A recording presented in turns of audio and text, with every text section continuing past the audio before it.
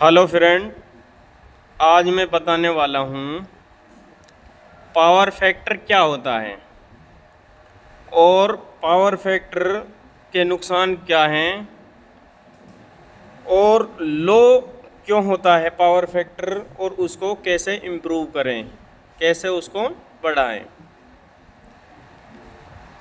अभी मैं आपको ये बता देता हूँ कि पावर फैक्टर होता क्या है।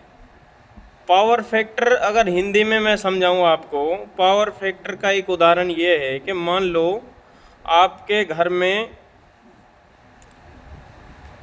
100 यूनिट आ रही है बिजली। अगर 100 यूनिट बिजली में से 100 यूनिट बिजली आपके मीटर में कैप्चर हुई है, अगर उसमें से आपने यूज किए 80 यूनिट, तो आपका पावर फैक्टर 0.8 होगा। इसका मतलब है जो 20 आपकी यूनिट है वो वेस्ट चली गई है। अब मैं ये जो आपको पैरामीटर दिख रहे होंगे, इसमें मैं आपको बता देता हूँ कि पावर फैक्टर को कैसे हम निकालते हैं। आसान भाषा में मैं बता देता हूँ। जो ये हमारा रियल पावर है, किलोवाट जो चल रही है, ये आपको दिख रहा होगा। ट्रांसफार्मर 1, ट्रांसफार्मर 2, ट्रांसफार्मर 3 की ये सब रीडिंग है। ये वोल्टेज है, इतने वोल्टेज चल रहे हैं।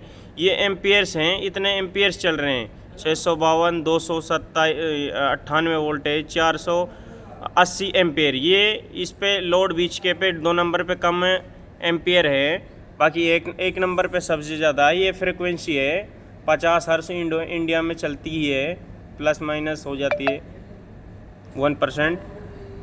और ये इसका पावर फैक्टर है। पावर फैक्टर 191 लो होता है, 1 बेस्ट। इसका मतलब है 100% आपकी जो बिजली है वो यूज हो रही है। अगर 99 है गुड है, 98 है वो भी गुड है, 97 96 ये लो पावर फैक्टर में आते हैं। अब मैं बता देता हूँ, जो ये आपकी किलोवाट है, ये आपकी जो हम यूज कर रहे हैं बिजली वो है, और केवीए है ये जो ट्रांसफार्मर से हमारी इनपुट पावर आ रही है। किलोवाट जो हम यूज कर पा रहे हैं, जितनी हम बिजली खपत कर पा रहे हैं। और जो ये हमारी केवीआर है, ये रिएक्टिव पावर है, ये हमारी वेस्टेज पावर है। ये जो दिख रही है आपको, जो ये पावर है केवीआर का काम ओनली पावर का कोई काम नहीं होता, मैग्नेटिक फील्ड जनरेट करता है। ये वेस्टेज पावर बोलते हैं इसको। अब मैं आपको बता देता हूँ कि पावर फैक्टर लो क्यों होता है। पावर फैक्टर लो होने का कारण होता है कि बिल्डिंग में ज़्यादा इंडक्टिव लोड होना, जैसे मोटर हुए, बड़ी मशीनरी हुई, चिल्लर हो गए, ट्रांसफार्मर हो गए, जिसमें मैग्नेटिक फील्ड जनरेट होती है।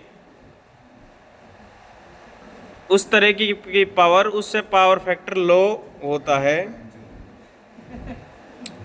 और पावर फैक्टर लो होने के नुकसान भी बता देता हूँ मैं। पावर फैक्टर लो होने से बिजली हमारी ज़्यादा खपत होती है, बिजली बिल ज़्यादा आता है हमारा। और जो दूसरा नुकसान ये है, जो वायरिंग है हमारी गर्म होती है, हीट होती है, क्योंकि पावर फैक्टर लो होता है। पावर फैक्टर जब लो होता है, हमारा करंट आगे बढ़ता है, वोल्टेज पीछे रह जाती है। और जब तीसरा नुकसान ये है, हमारा सिस्टम है कम काम करने लगता है जितना भी पावर फैक्टर लो रहेगा। अगर हम पावर फैक्टर को बढ़ाना चाहते हैं तो कैसे बढ़ाएं, ये भी मैं आपको बता देता हूँ। पावर फैक्टर बढ़ाने के लिए हमें जो है कैपेसिटिव लोड ज़्यादा लगाना होता है। अगर हम बिल्डिंग में कैपेसिटर बैंक भी लगाएं, जो हमारे पैनलों में होते हैं, एलटी पैनल में आपने देखा होगा, अगर हम कैपेसिटर बैंक लगा देंगे उससे आपका पावर फैक्टर इम्प्रूव हो जाता है। और पावर फैक्टर इम्प्रूव कैसे होता है, उसमें APFC एक रिले होती है पैनल के अंदर, वो कैपेसिटर को कैलकुलेट करके ऑन करता है कैपेसिटर को, हमें कितनी पावर फैक्टर अप करनी है कितनी डाउन करनी है, ये इस रिले का काम होता है। मैं आपको पावर फैक्टर रिले भी दिखा देता हूँ अभी। ये जैसे यहाँ पर ये पैनल है, ये आपका पूरा